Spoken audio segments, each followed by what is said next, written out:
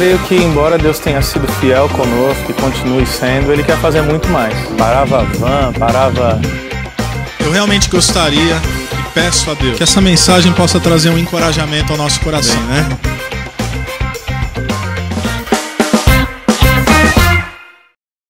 Estar aqui é um privilégio poder refletir sobre esse reset, sobre novas escolhas, sobre novos rumos, sobre novas decisões.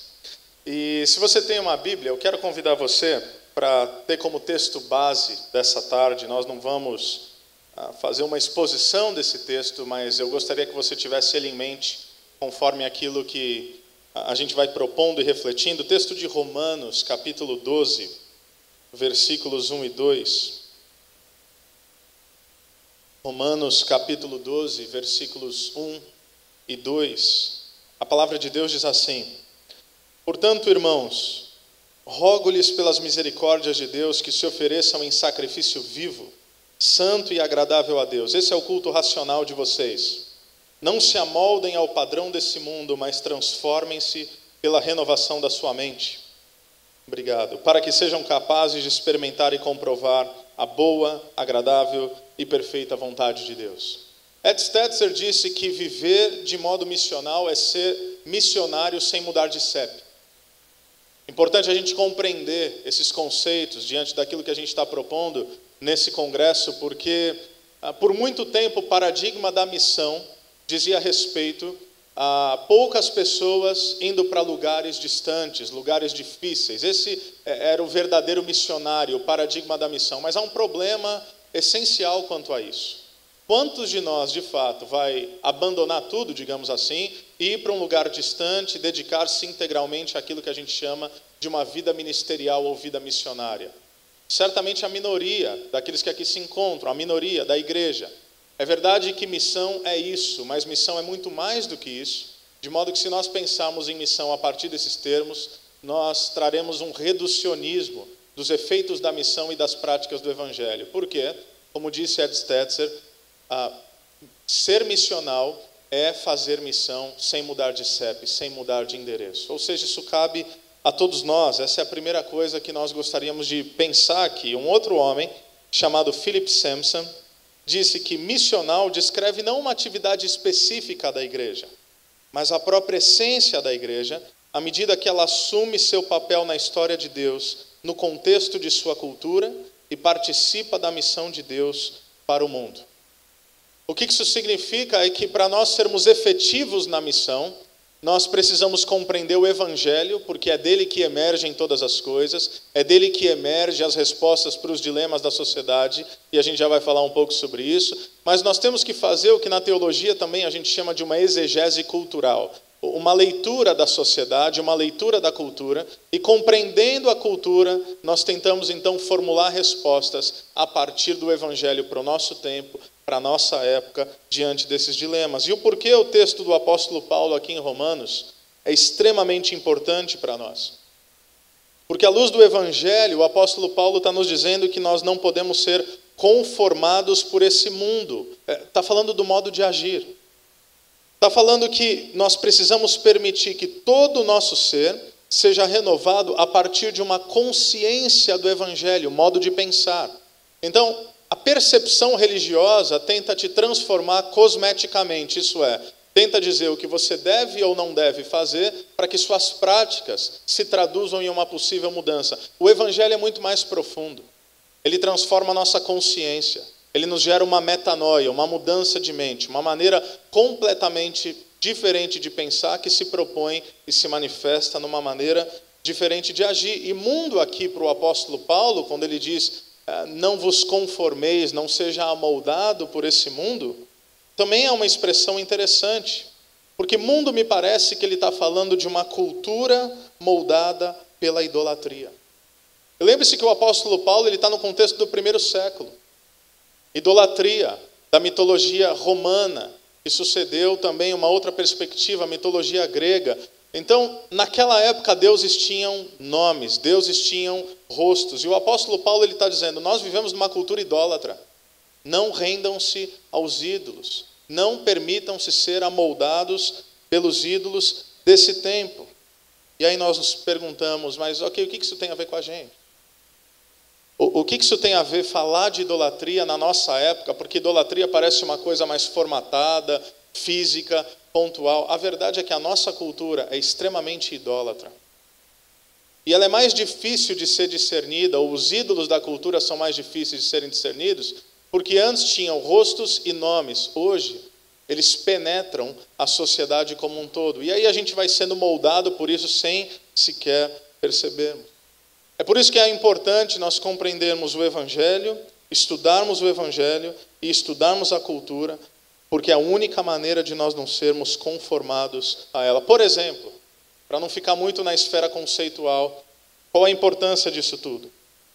Quando a gente fala da resposta, ou as respostas às angústias humanas, sem dúvida alguma o Evangelho é uma resposta a todas elas. Mas como é que nós respondemos, por exemplo, na prática, ao número crescente de suicídios entre adolescentes e jovens?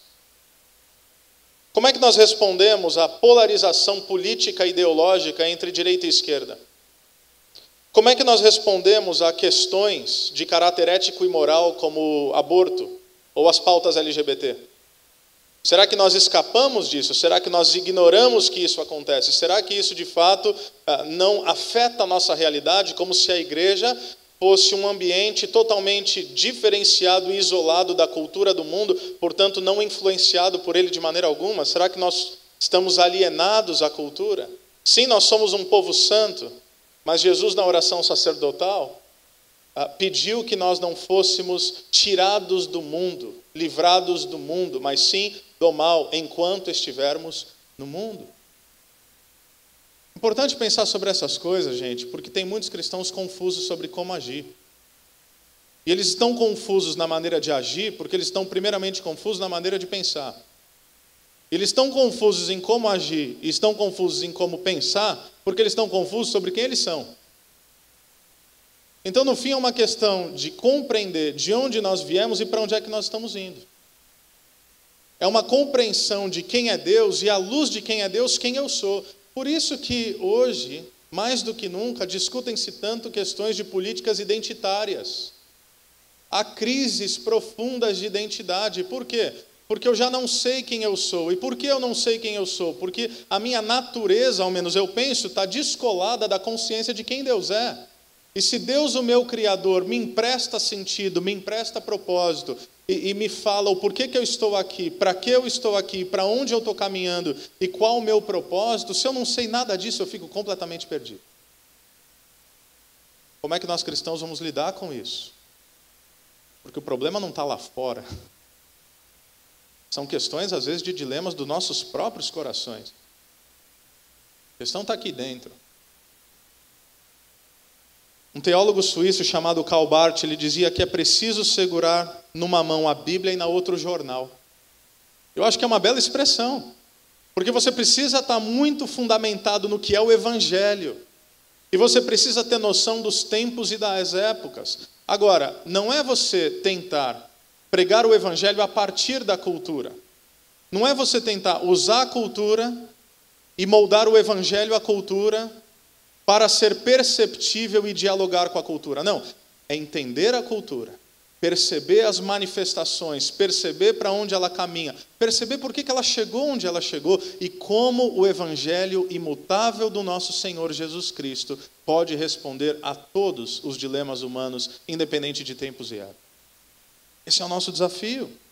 Agora, por exemplo, uma coisa importante é nós pensarmos o panorama histórico-cultural. Como é que a gente chegou aqui? Como é que nós chegamos diante de tantas dificuldades que nós temos, e nós precisamos de um reset mesmo, e o Evangelho, como eu tenho dito desde o início, é a resposta para tudo isso? Por exemplo, nos 3 primeiros séculos, os cristãos, eles viviam como estrangeiros, eles viviam como peregrinos. Essa é a essência de toda a narrativa bíblica, mas numa percepção histórica, nos 3 primeiros séculos, a igreja de Cristo vivia perseguida, vivia debaixo de profunda afronta. Então eles não se sentiam confortáveis diante da cultura. Eles não sentiam que pertenciam a esse mundo, e aqui eu volto a dizer, não é um discurso alienante, não é um discurso escapista, a gente já vai falar sobre isso.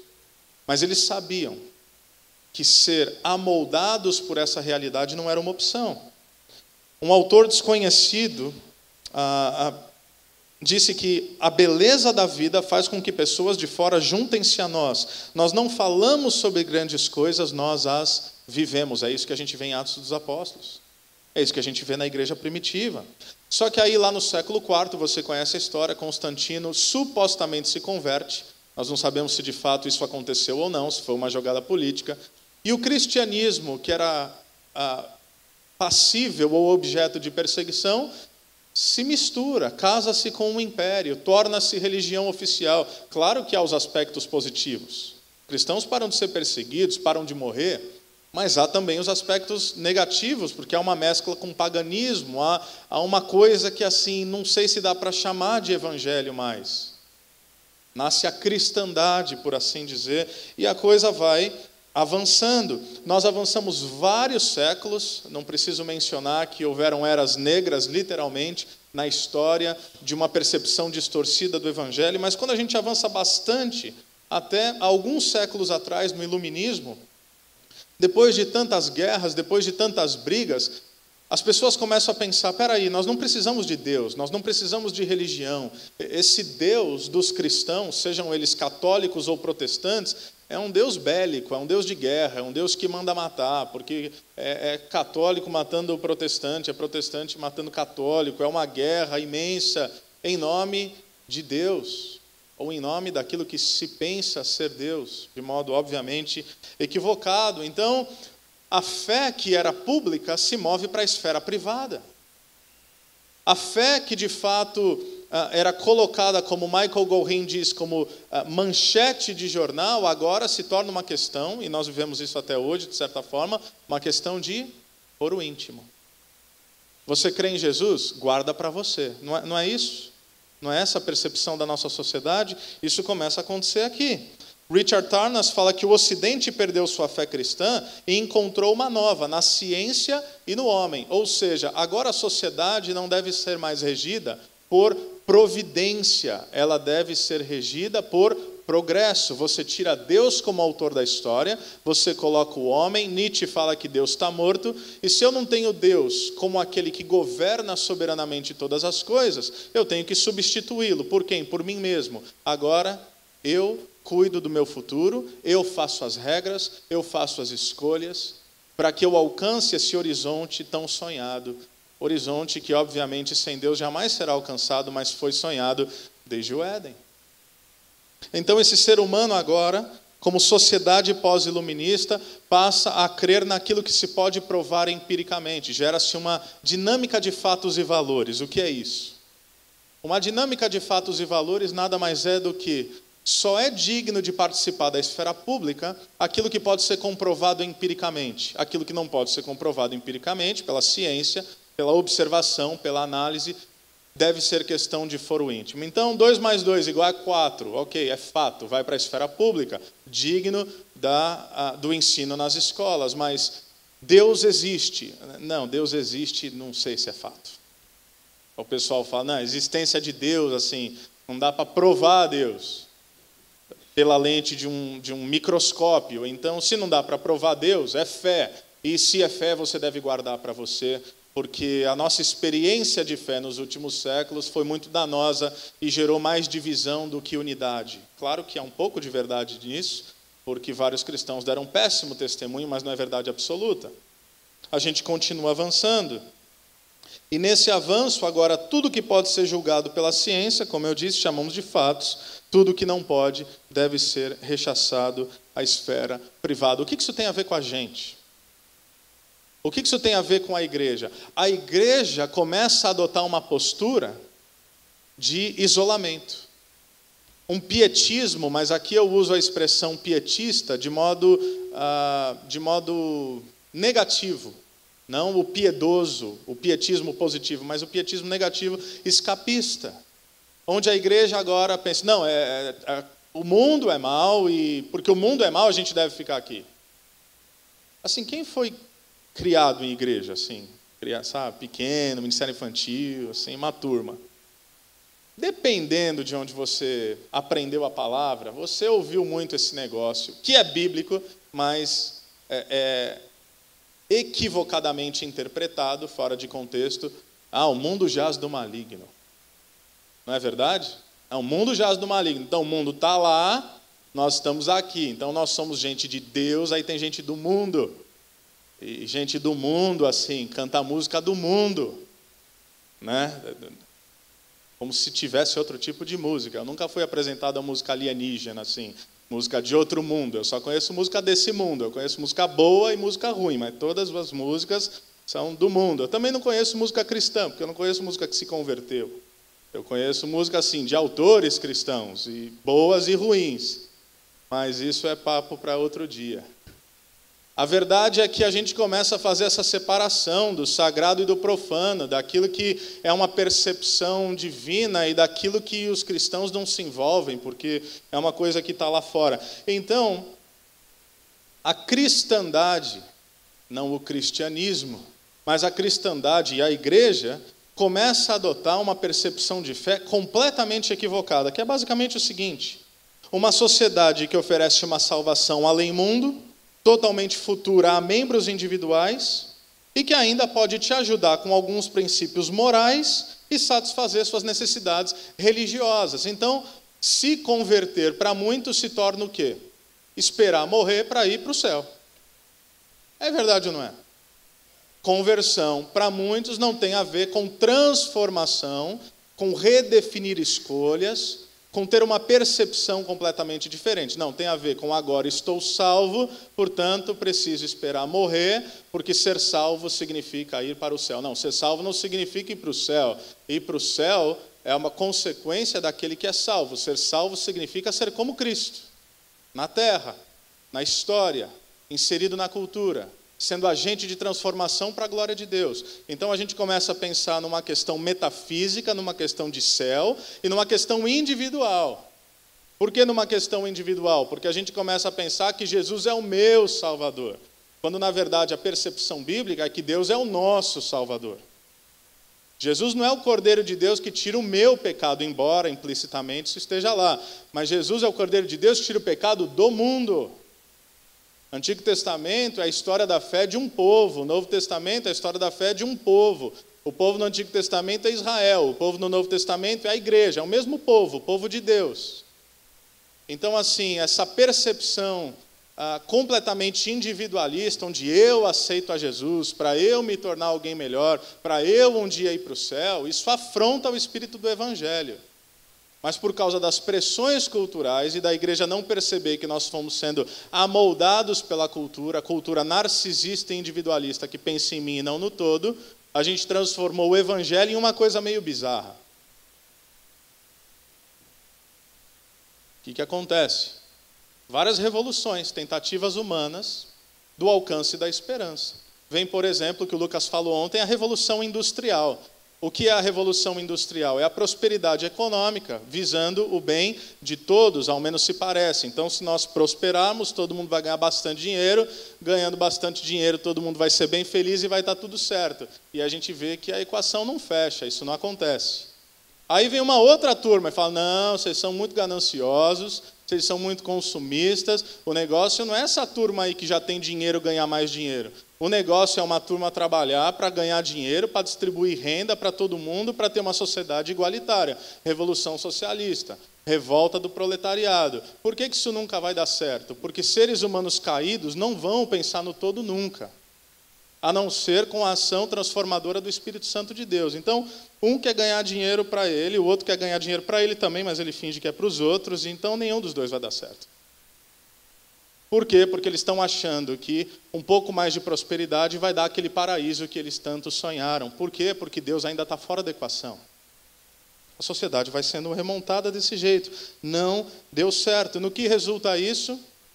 Naquilo que hoje nós chamamos de pós-modernidade. E que alguns sociólogos nem conseguem mais chamar disso. Sociedade emergente, sociedade hipermoderna. E tem outros que falam que ainda não dá para trazer uma nomenclatura, que a gente vai entender isso daí daqui a algumas décadas. O que é a sociedade pós-moderna? Uma resposta ao fracasso da sociedade moderna. Por exemplo, na sociedade moderna, você tinha uma sociedade majoritariamente dominada por homens brancos, de classe média alta, heterossexuais. O que está acontecendo? Você tem o feminismo como resposta a um potencial machismo, você tem o movimento negro como resposta à supremacia branca, você tem a luta de classes como resposta às elites sociais e econômicas, e você tem as pautas LGBTs contra a supremacia de uma possível heteronormatividade. Eu não estou defendendo nem um lado nem o outro, porque minha questão não é isso, minha questão é o evangelho. O que eu estou propondo aqui? A modernidade gerou ídolos. Os ídolos fracassaram. A pós-modernidade gerou novos ídolos. Esses ídolos estão fracassando. Não é direita ou esquerda, não é machismo ou feminismo, não é luta de classes, não é cor de pele, não é nada disso. O ser humano busca uma satisfação que ele não encontrará, a não ser que ele retorne para o seu Criador. E é isso que a igreja precisa compreender. Porque se nós estivermos confusos sobre quem somos e a quem pertencemos, nós jamais daremos respostas adequadas para as pessoas que sofrem. E quantos cristãos estão brigando aí na arena pública por questões que definitivamente não vão resolver as suas vidas? 3 grandes problemas que acontecem no nosso tempo, já caminhando quase para o final. Primeiro, muitos cristãos não acreditam que exista uma cosmovisão que formata a cultura ocidental e que ela não é religiosa. Ou seja, cosmovisão, maneira de enxergar o mundo. Muitos cristãos não acreditam que tem uma cultura moldando a nossa maneira de pensar e agir, em contraposição ao que o apóstolo Paulo disse. E eles acham que é neutra, que não é religiosa. Pergunta: nós temos ídolos da nossa cultura hoje? Por exemplo, você acha que o prazer é um ídolo da nossa sociedade? O prazer pelo prazer? Claro que é um ídolo. Pessoas são escravizadas em nome do prazer. A liberdade, que em essência é autonomia, autônomos, regra própria. Aquilo que eu quero, aquilo que eu decido, aquilo que eu sei, meu corpo, minhas regras. Autonomia, liberdade. Muitas pessoas são escravizadas em nome do Deus falso da liberdade. Dinheiro, a qual Jesus, inclusive, dá o nome de Mamon. Você não acha que dinheiro é um ídolo real da nossa cultura? E que pessoas matam e morrem por causa do dinheiro? Então, sim, nós somos uma cultura idólatra e nós somos uma cultura religiosa, não somos uma cultura neutra. Segunda coisa, nós não sabemos quais são as crenças da nossa cultura, então nós não percebemos o poder delas nos formatarem. Se você não sabe o que existe e não sabe quais são as crenças fundamentais, isso é um grande problema. Porque aí você chega a uma terceira questão. Nós não sabemos muito bem como manter a nossa postura diante dessa cultura. Não sabemos que ela não é neutra, não sabemos quais são suas crenças fundamentais e, portanto, e aqui eu não estou generalizando, eu digo que muitos não sabem, não necessariamente todos não saibam, mas muitos não sabem o que significa ser uma postura cristã, uma postura missional, e precisam, portanto, redefinir escolhas e de uma renovação da mente. Precisam atentar para aquilo que o apóstolo Paulo está dizendo, que a nossa maneira de enxergar o mundo precisa mudar. Que a nossa maneira de filtrar as coisas precisa ser regida pelo Evangelho, porque quer saibamos ou não, quer tenhamos consciência ou não, nós estamos sendo, todos os dias, massivamente moldados, ou ao menos há uma tentativa para que isso aconteça, massivamente moldados pela cultura ao nosso redor, que é idólatra, religiosa, narcisista e anti-evangélica. E por evangélica aqui eu falo do termo essencial, é contra a percepção do evangelho. O que fazer? Minha proposta não é dar todas as respostas, quem sabe o Michael vai dar. A minha proposta é mais agoniá-los. A minha proposta é terminar esse momento deixando vocês, não aliviados, mas deixando vocês angustiados. E se vocês ficarem mal depois de uma palestra como essa, eu acho que eu fui bem sucedido no que eu propus a fazer. Por quê? Porque diante de tudo isso e compreendendo um pouco desse tempo que nós vivemos e como nós chegamos até aqui, algumas coisas acontecem. Primeira coisa é o que alguns missiólogos chamam de um encontro missionário. Ou seja, você não está sendo mais levado pela maré, você tem a profunda consciência agora de que a cultura é neutra, de que ela é religiosa, que ela possui os seus ídolos e que agora eles precisam ser confrontados, enfrentados e que a sociedade precisa ser redimida pelo Evangelho de Jesus Cristo. Agora você se vê numa encruzilhada. Todos os dias você está numa bifurcação, onde dependendo das decisões que você tomar, você estará reforçando a cultura do reino de Deus ou a cultura desse século, ou a cultura desse mundo, ou a cultura ocidental. É um encontro missionário. É quando eu me percebo em meio a essas duas culturas opostas. Por exemplo, e não é uma situação hipotética, é um amigo meu. Imagine você, um gerente de uma empresa multinacional, um profissional incrível, que mora aqui numa cidade próxima de Campinas. Nós somos grandes amigos há muitos anos. E ele tem a sua equipe. E diante da sua equipe, todos eles fazem um bom trabalho, um excelente trabalho. A tal ponto que, assim, todos os caras moram em cidades longe daqui. Então, eles vêm para cá, trabalham de segunda a quinta. E aí, esse meu amigo, que é gerente dessa multinacional, libera os caras quinta à noite para que eles possam voltar para suas casas e passar sexta, sábado e domingo com a família. Não afeta em nada a produtividade. Todos os anos eles batem as metas. Todos os anos eles ganham bonificação. Até que o chefe desse meu amigo fala, está errado. Ele fala, está errado por quê? Está errado porque você precisa fazer os caras cumprirem o horário até sexta-feira, às 6 horas da tarde. Ele falou, eu confio plenamente na minha equipe. Eles não precisam disso, não é 8 horas a mais que vai de fato afetá-los. Eles se dedicam muito mais e trabalham com extrema produtividade exatamente por compreender que eles são valorizados. E aí o chefe dele falou, não, eu quero que você dispense eles sexta-feira. Ele falou, se eles ficarem aqui segunda a sexta, e eu dispensar sexta, 6 horas da tarde, ou eles vão ter que dormir aqui e só ver a família no sábado, ou pior, eles talvez, no anseio de rever suas famílias brevemente, eles vão montar no carro, pegar a estrada à noite, cansados, estressados, e um acidente pode acontecer. A gente não precisa disso. E o chefe dele diz, não me interessa, o que importa para nós são números.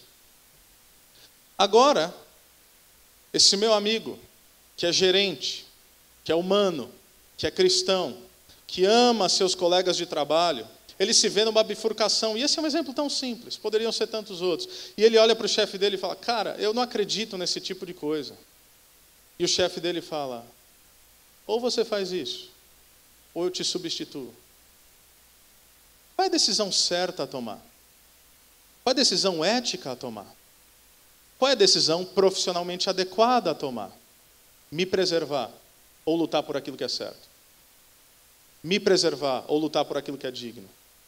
Para diminuir o tom de dramaticidade, não façam isso em casa.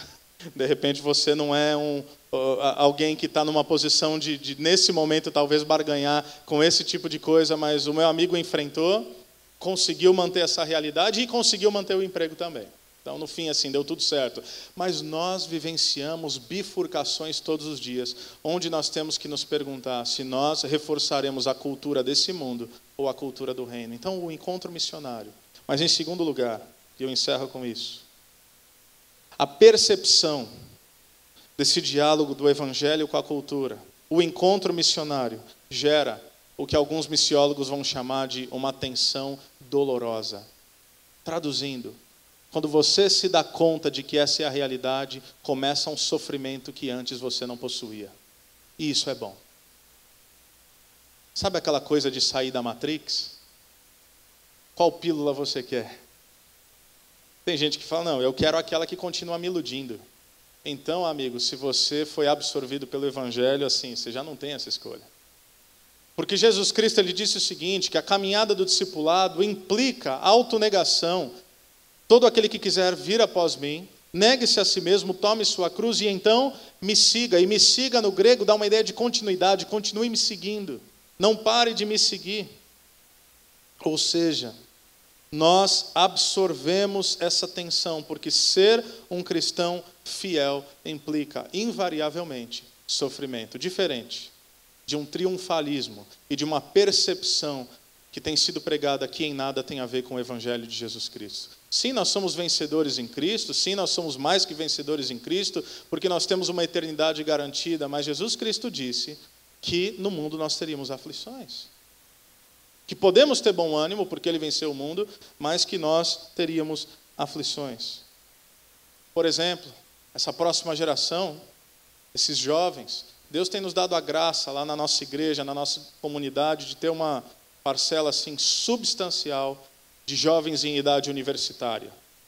Uma turma que está sendo difícil de alcançar em muitos lugares. Deus tem dado a graça de nos permitir dialogar com eles e ver transformação real acontecendo. Mas nós precisamos ser honestos com os nossos jovens e parar de dizer que o Evangelho é um bom negócio.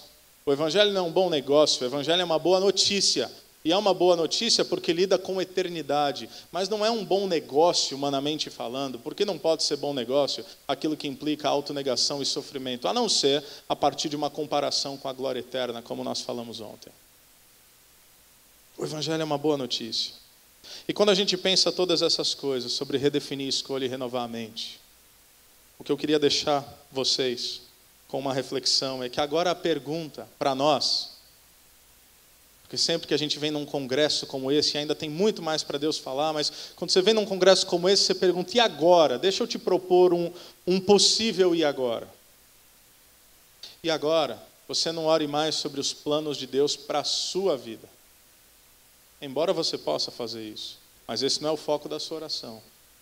Agora, você precisa compreender que Deus está escrevendo uma história, a história da redenção, desde a criação de todas as coisas, da rebelião do pecado, da redenção em Jesus Cristo e da renovação de tudo no fim dos tempos. Agora nós entendemos que Deus escreve uma história, e eu pergunto não como Deus pode se converter à minha história, mas como eu posso me converter à dele.